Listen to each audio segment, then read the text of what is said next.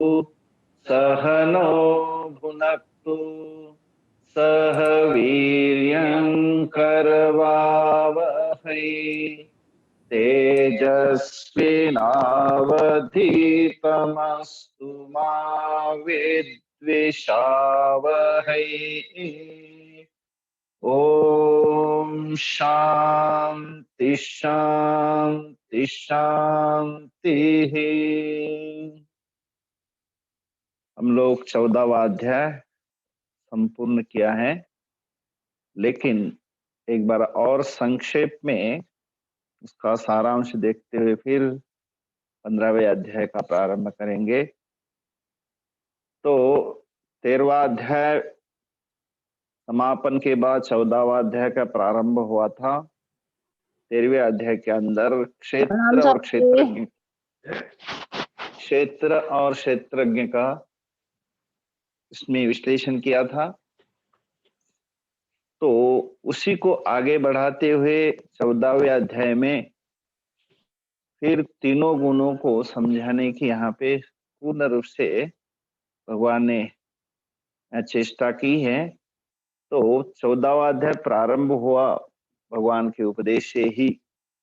पहले श्लोक में कहा कि ज्ञानम उत्तमम प्रवक्ष्यामि, परम ज्ञानम, जो परम ज्ञानम, ज्ञानानाम ज्ञान उत्तमम, जो सारे जितने सारे संसार के ज्ञान हैं उस ज्ञान के अंदर जो उत्तम ज्ञान है उसको मैं कहूंगा।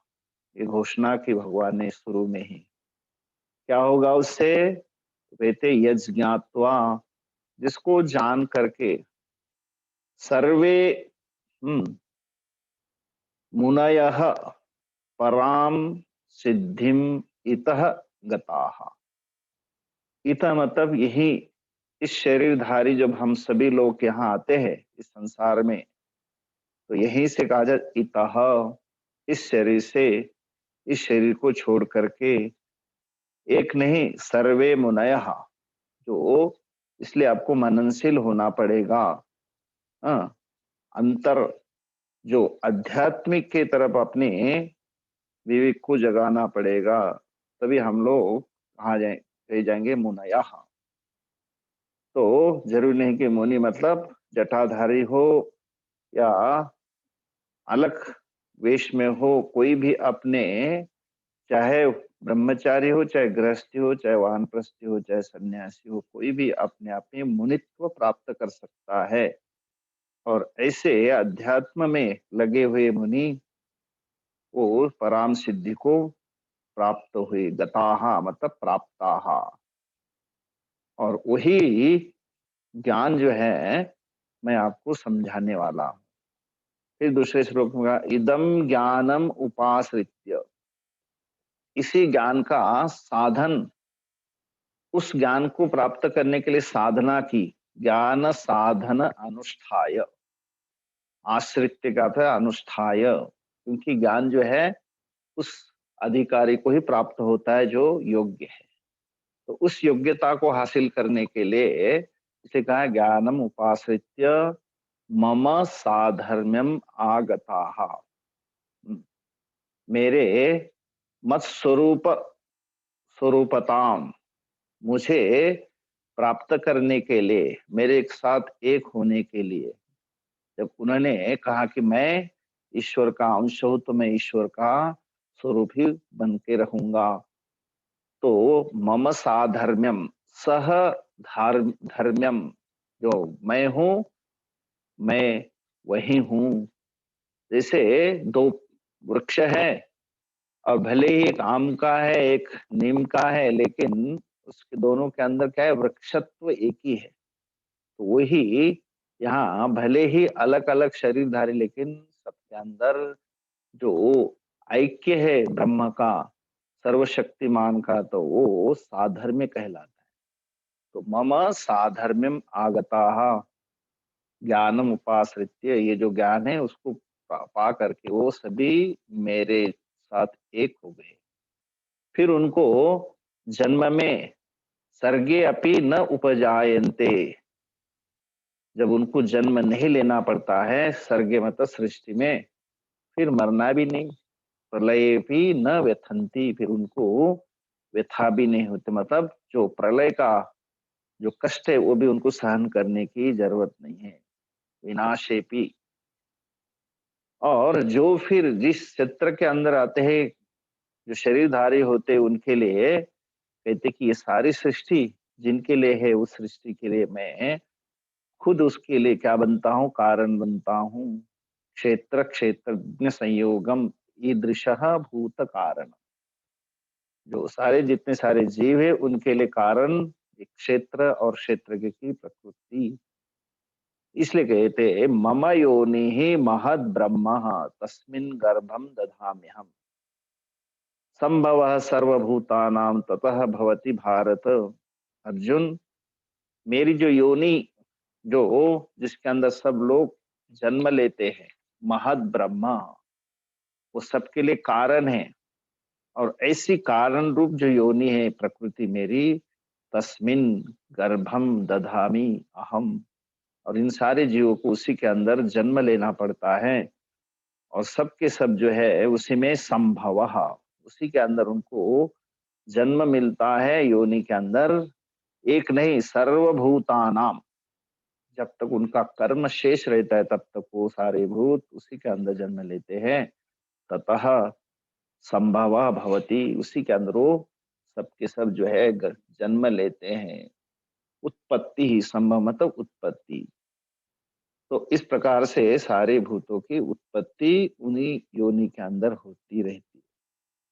और जितनी सारी योनियां हैं, चौथे श्लोक में कहा सर्वयोनिषु, जितनी सारी योनियां हैं, कीड़े मकोड़े की, पशु पक्षियों की, भाष्यकार ने यहाँ तक कहा कि देव पितृ मनुष्य पशु मृग आदि जितने सारे हैं, उन योनियों के अंदर क्या है, मूर्तयः, सारी मूर्तियां मतलब जो जीव है, जो प्राणधारी है, जो शरीरधारी है, याहा संभवंती, जो जो पैदा होते हैं, हाँ, तासाम ब्रह्म महद्योनि, उसी के अंदर तासाम सप्तमी है, षष्ठी का बहुवचन उनमें, उसके अंदर महद्योनि अहम, जो मैं महद्योनि ही, जिसके अंदर ये प्रकृति है, अ, सबके अंदर सर्वावस्थम योनि ही,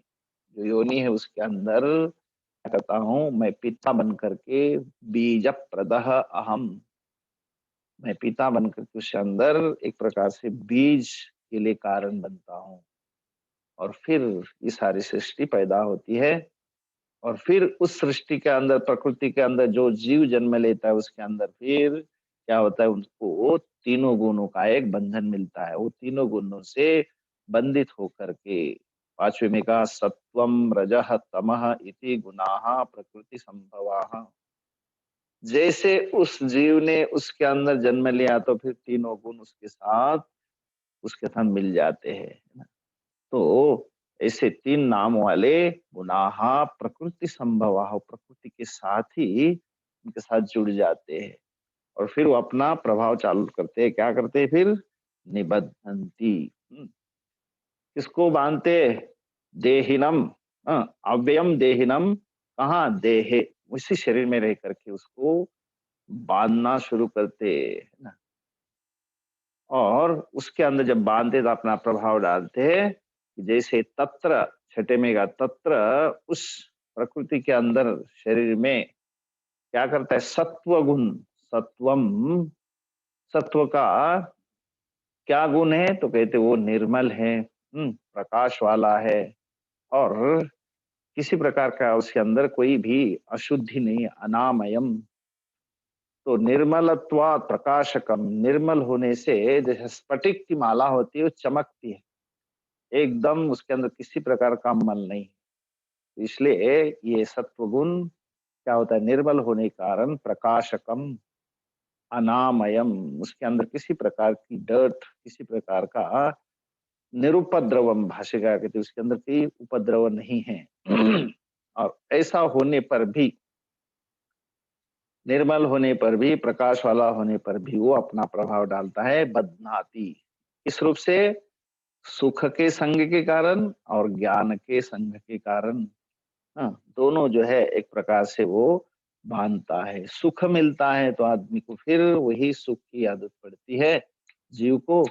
और ज्ञान संगेन, जो भी उसको ज्ञान प्राप्त होता है तो फिर उस ज्ञान के साथ भी उसका एक प्रकार से बंधन होता है। तो च अनघ बीच में आ गया, ज्ञान संगेन च सुख संगेन बध्नाति।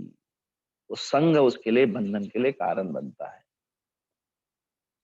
फिर सातवें में कहा कि रजह, जो रजोगुण है उसका गुण क्या है? रागात्मकम। रजोगुण जब हावी होता है तो राग मत एक प्रकार के आसक्ति आपको जो है उस विषयाकार बना देती। तृष्णा संग समुद्भवम, और वो उससे तृष्णा वहीं से प्राप्त होती है, जन्म लेती है। तृष्णा संग, तृष्णा के साथ जो उत्कट इच्छा कुछ पाने की जो होती है उसको तृष्णा कहते हैं। और उसके साथ ये समुद्भवम प्राप्त होता है, जन्म लेता है। ये तृष्णा उसी में जन्म लेती है, रजोगुण के साथ। और फिर क्या करती है? निबध्नाति तत्, उस जीवात्मा को उसके द्वारा बध्नाति। कैसे? कर्म संगेन, कर्म के साथ एक्टिव होता है तो वो देहिनम निबध्नाति, उससे जो है देह को बांध देती है। फिर रजोगुण के बाद कहते तमह, आठवीं में क्या? तमह तू, तमोगुण जो है अज्ञानजम मोहनम सर्वदेहिनाम। अज्ञानजम, अज्ञान को पैदा करने वाला। अज्ञानजम, अज्ञानात जायते, अज्ञान जातम अज्ञानजम। क्या है वो? मोहनम, जो मोह है, मूढ़ता जो है अज्ञान के कारण उस जीव के अंदर प्राप्त होती है। और वो कहाँ? एक मिनट, सर्वदेही नाम अज्ञानजम मोहनम विद्धि। हाँ, अज्ञान के कारण सबको मोहित करके क्या करती हो? निबध्नाति। कैसे? तो कहते प्रमाद आलस्य निद्रा भी तन्निबध्नाति। इसके माध्यम से, प्रमाद है, आलस्य है, निद्रा है, उनके माध्यम से ये तमोगुण हावी होकर के अज्ञान और मोह का कारण बन करके उस जीव को बांध देता है। निबध्नाति मतलब बंधित करता है। तो हे भारत, नवी में कहा कि सुख के कारण सत्वम सुखे संजयति। सत्व गुण में सुख मिलता है तो उसके अंदर वो उसके अंदर बन जाता है। सुख के साथ संजयति, सुख के साथ बांध देता है। फिर रजह कर्मणि संजयति, रजोगुण कर्म के साथ बांध देता है।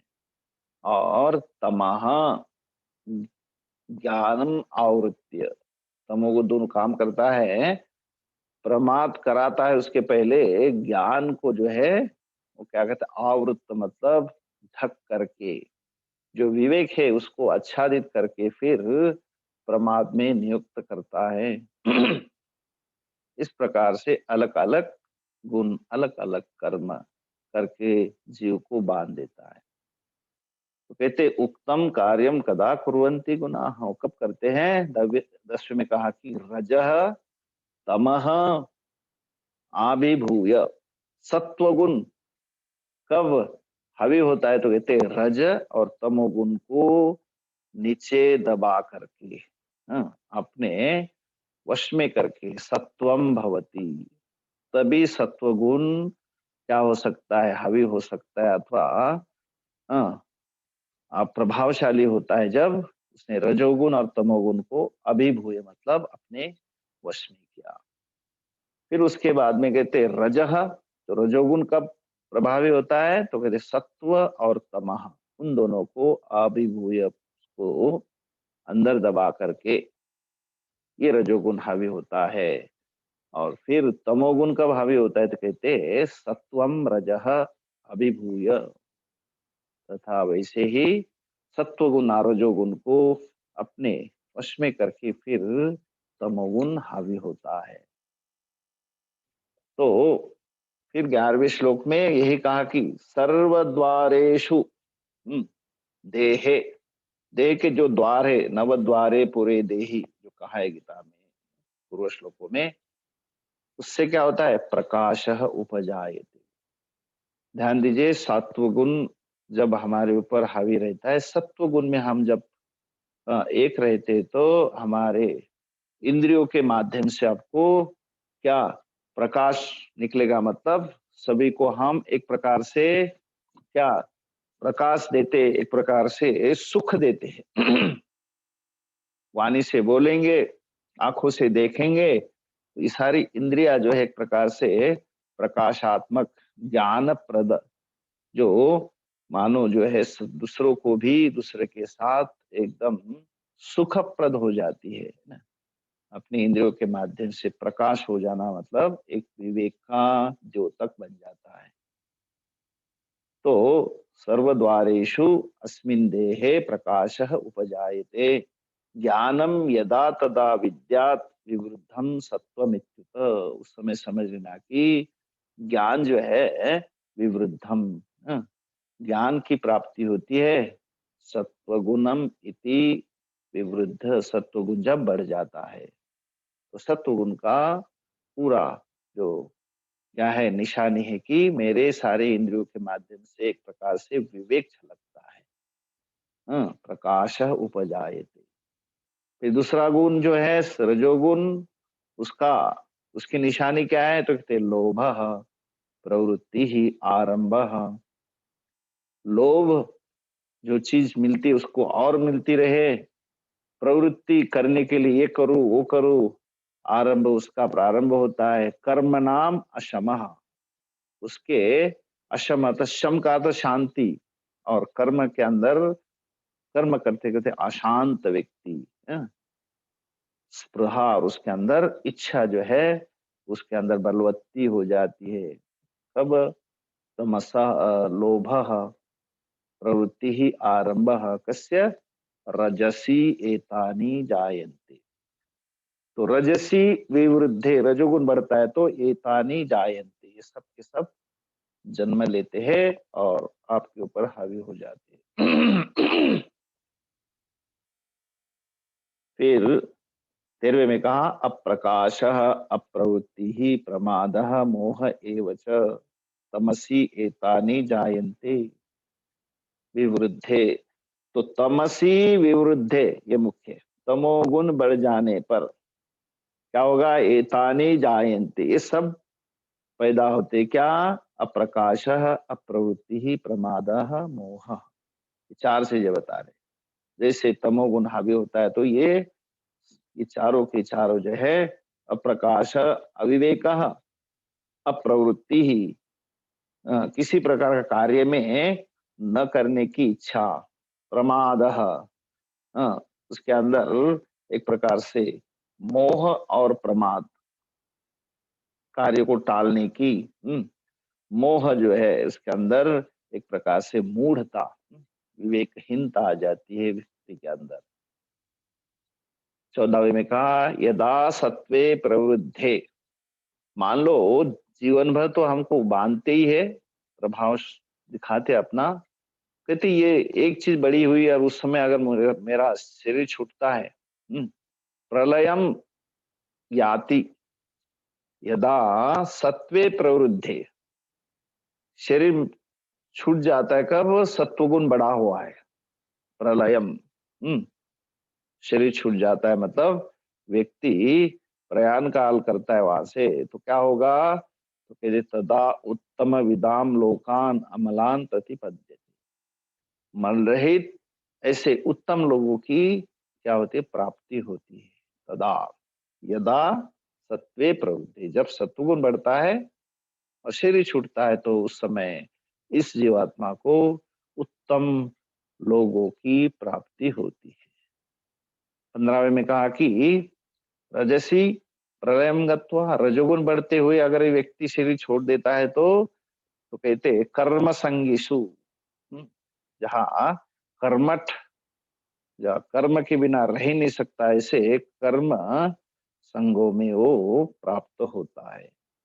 और जब तमसी जायते, तो ये तमोगुण बढ़ते हुए अगर ये शरीर छोड़ता है तो प्रलीनः मूढ़ योनिषु जायते, मूढ़ योनि को प्राप्त होता है। कौन सी? पश्वादि योनिषु। और इसलिए कहा जाता है कि आप सत्वगुण कब आएगा आपके अंदर? कहते सुकृतस्य कर्मणः निर्मलम फलम सात्विकम। अगर आप अच्छे कर्म करते हैं तो अवश्य ही आपको वो निर्मल फल प्राप्त होता है। क्या? सत्वगुण। और सत्वगुण के कारण आप अच्छे कर्म करने लग जाते हैं। रजसः तो फलम दुखम। हाँ, और आपको अगर राजसिक बन जाते तो उसके अंदर आपको कौन सा फल मिलता है? दुखम फलम। और तमोगुनी बन जाता है व्यक्ति, हाँ, तो उसको जो है अज्ञानम फलम, उसको जो है ज्ञान नहीं अज्ञान की प्राप्ति होती है। अज्ञानम फलम प्राप्नोति। 17वें में कहा कि सत्वा संजायते ज्ञानम, हाँ, रजसा लोभ एव च। ज्ञानम संजायते, ज्ञान की प्राप्ति होती है किससे? सत्वात, सत्व गुण के कारण। और रजसः लोभ एव च, रजोगुण से क्या होते हैं? रजोगुण के कारण लोभ की, लोभ प्राप्त होता है इस जीवात्मा को। और तमोगुण के कारण प्रमाद मोहो तमसः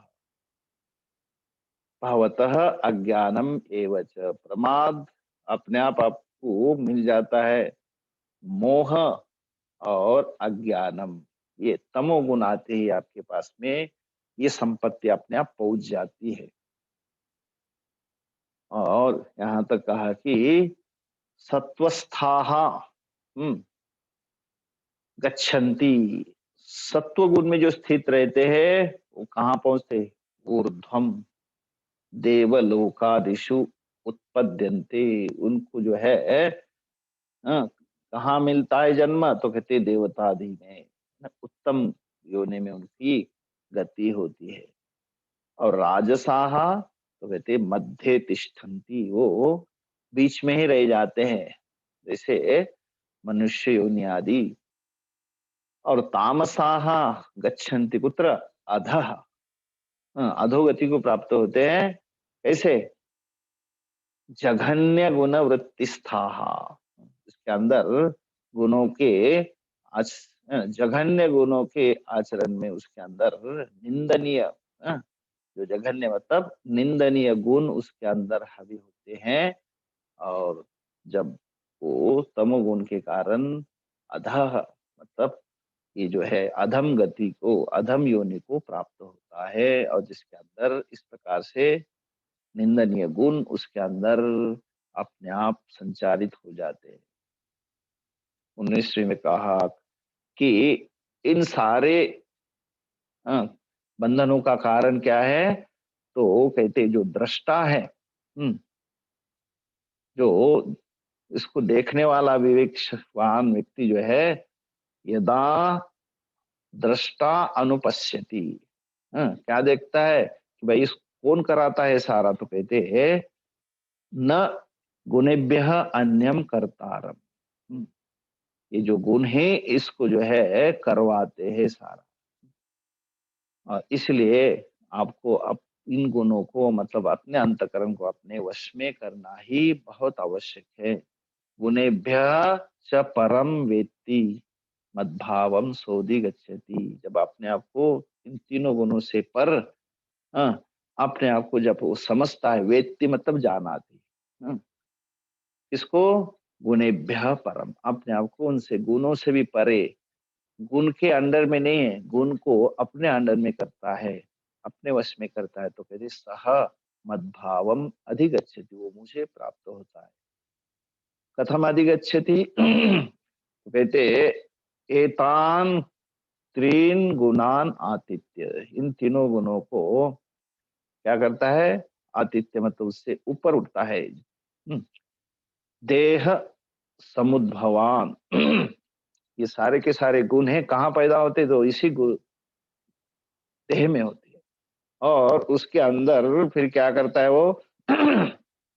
इनको अपने मतलब इनसे वो पर हो जाता है। गुणातीत्य, गुणान आतिथ्य, उनको संक्रमण करके, उसका अतिक्रमण करके देही जो जीवात्मा क्या करता है? अमृतम अश्नुते, अमृत की प्राप्ति करता है। कब?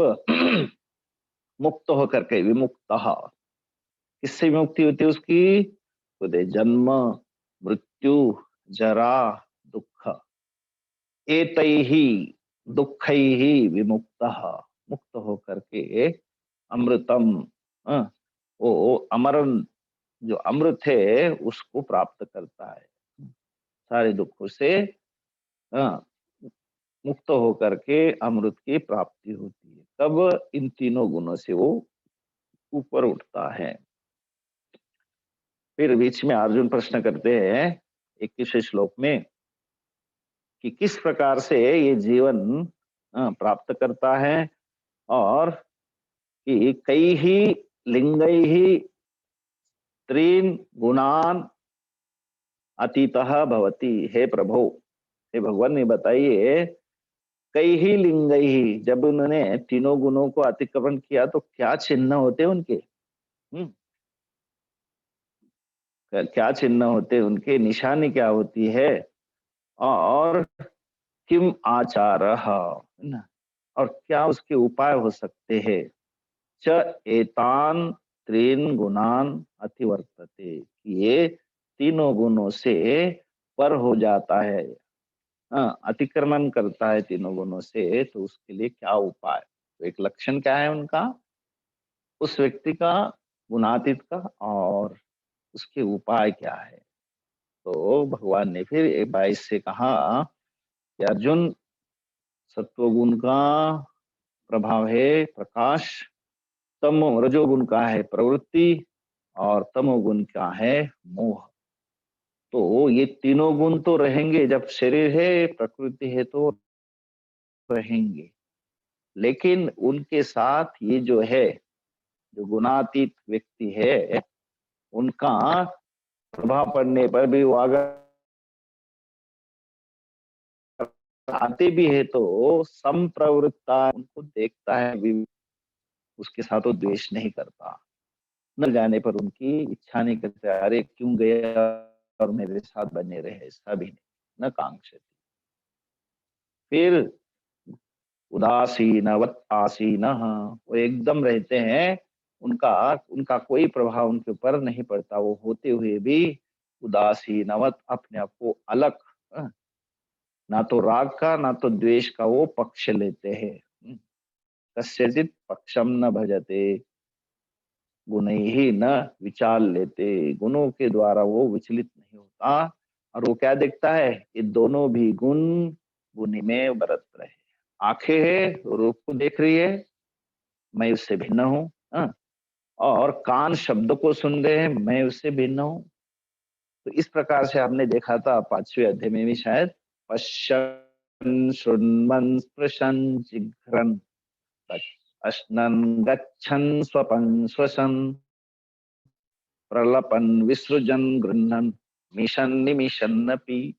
तो ये सारी के सारी जो है इंद्रिया विषयों में प्रवृत्ति कर रही है, मैं उससे भिन्न हूं, मैं सबका साक्षी हूँ।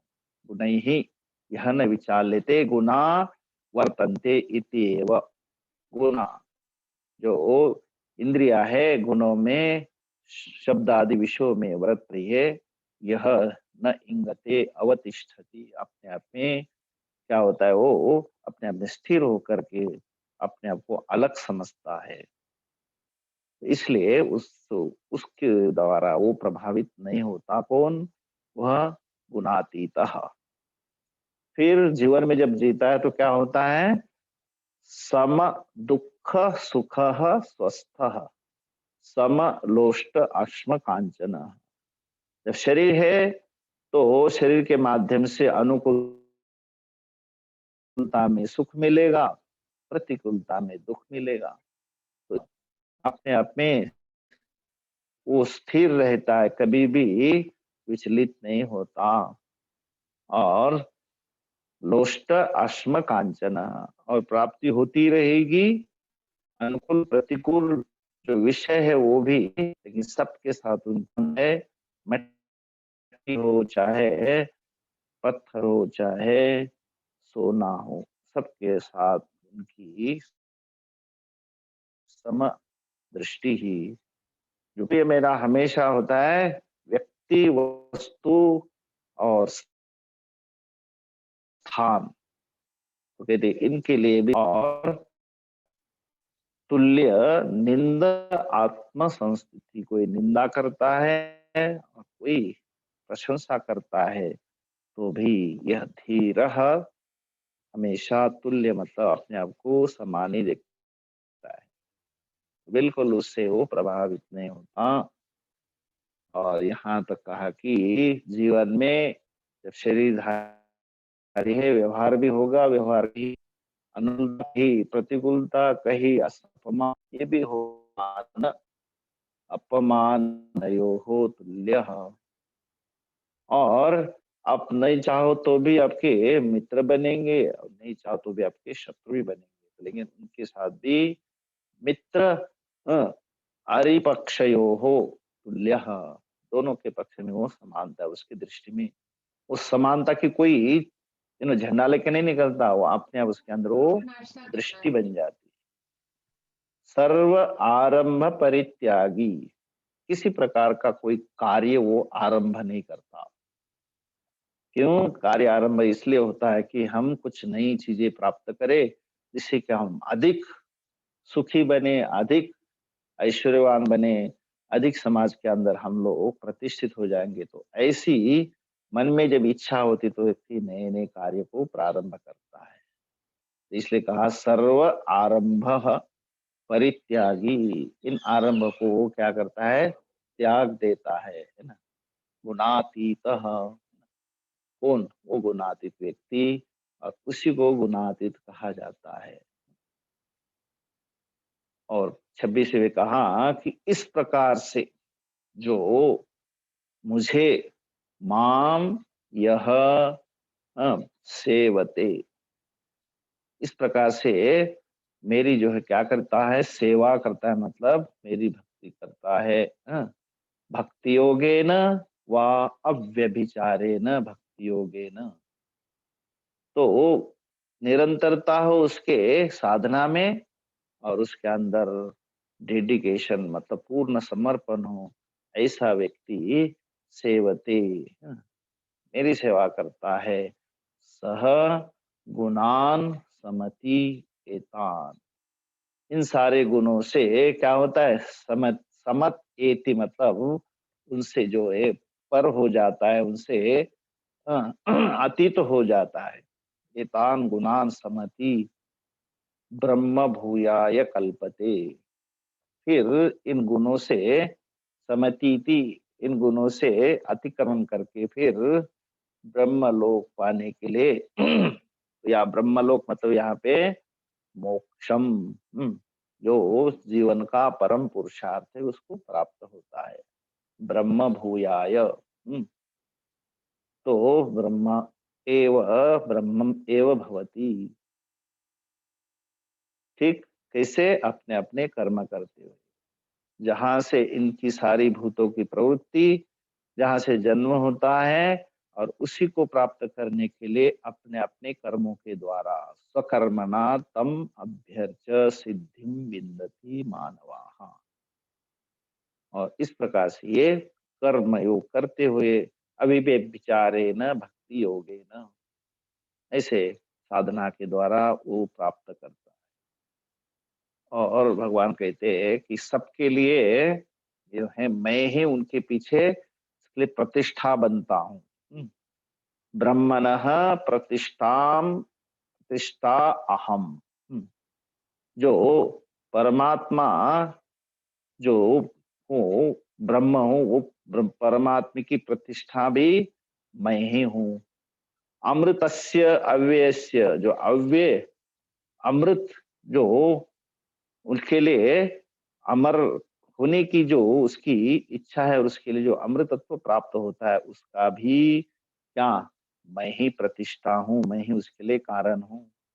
शाश्वतस्य च, जो निरंतर, शाश्वत का अर्थ होता है नित्यस्य।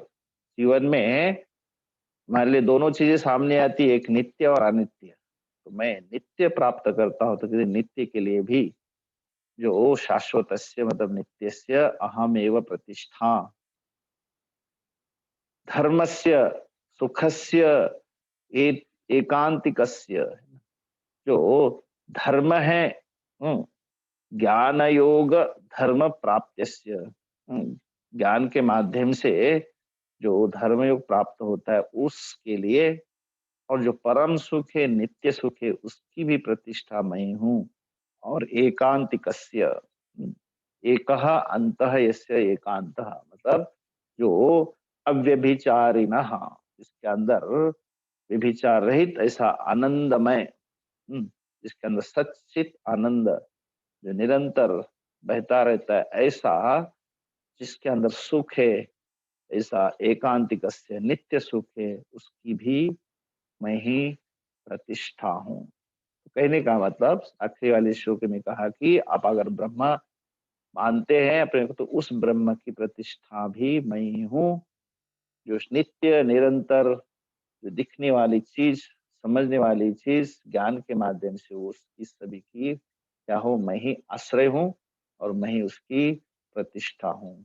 इसलिए भगवान ने अंततोगत ये कहा कि इन जो प्रकृति के तीनों गुण हैं, इन तीनों गुणों को समझ करके जो व्यक्ति अपनी खुद की जो जीवन शैली है उसके अंदर केवल इसको ईश्वर को ही परम मान करके, उसकी प्रतिष्ठा को समझ करके अपने आप को भगवान के साथ सोहम इति ज्ञानेन क्या करता है, वो मुक्ति को प्राप्त करता है। फिर उसको ये सत्व रज तम गुणों का कभी भी सामना करने की जरूरत नहीं, क्योंकि उसने समझ लिया है तो प्रकृति गुण है और मैं इससे भिन्न हूँ।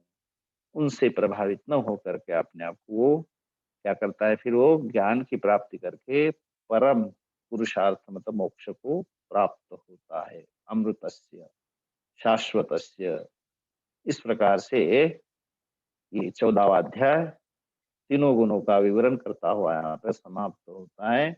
ओम तत्सत इति श्रीमद् भगवद गीतासु उपनिषत्सु ब्रह्म विद्यायाम योग शास्त्रे श्री कृष्ण अर्जुन संवादे, ये सुंदर संवाद हमको अपने जीवन में समझने के लिए, सुनने के लिए, जानने के लिए प्राप्त हो रहा है। ये बहुत बड़ी सौभाग्य की बात है। हम लोग वाद तो बल सुनते हैं बाहर, लेकिन ये सामान्य नहीं, ये संवाद है और भगवान कृष्ण और अर्जुन का बीच का। और यहाँ इस 14वें अध्याय का नाम है गुणत्रय विभाग योग, जिसके अंदर सत्व रज तम इन तीनों गुणों का विभाजन किया, उनका अपना अपना कर्तव्य बताया और उसको हम कैसे अपने वश में कर सकते हैं। हम उसके वश में गए तो हमारी गाड़ी बिगड़ गई, उनको अपने वश में किया तो हम सुरक्षित रह सकते और ज्ञान की प्राप्ति कर सकते। इस प्रकार से इसमें समझाया। ठीक, इसको यहीं रखते हैं। ओम पूर्णमदः पूर्णमिदं पूर्णात् पूर्णमुदच्यते पूर्णस्य पूर्णमादाय पूर्णमेवावशिष्यते। ओम शांति शांति शांति।